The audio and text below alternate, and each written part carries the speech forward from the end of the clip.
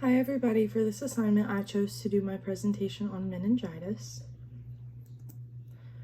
So meningitis is the inflammation of the meninges, or that thin tissue layer that surrounds the brain and spinal cord. It can be viral or bacterial in nature, and it's pretty rare with less than 200,000 cases a year. But it is very serious and it requires medical intervention for treatment and diagnosis, or it can be fatal. Around 10% of cases do end up being fatal anyways. It can be prevented by vaccine depending on if it's bacterial or viral in nature as well. So it's spread through droplets or kind of swabbing saliva, and it can be contracted through sneezing, coughing, kissing, or eating and drinking after someone who has meningitis. If you do contract the disease, the symptoms will appear within 3 to 7 days after you were exposed.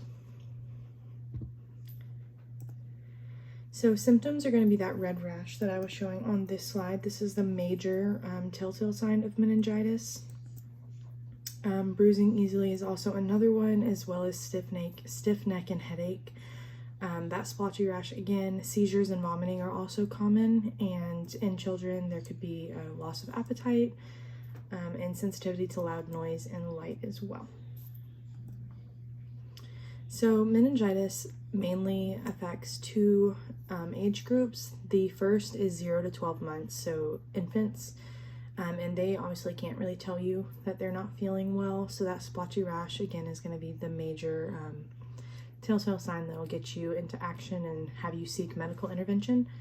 And the other most common group is 16 to 23 years old, so teenagers to young adults. These two groups together account for about 21% of all meningitis cases. So like I said, meningitis can be deadly. 90% of fatalities due to meningitis occur within 24 hours of being diagnosed. So it's a pretty quick-paced disease, like I said.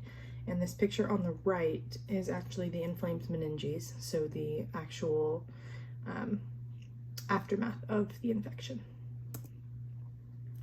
So to be diagnosed, you do need a spinal tap. And in this bottom picture, that kind of explains how they do that. They'll slide a needle through the vertebrae into the spinal canal and take a sample of cerebrospinal fluid. If you have low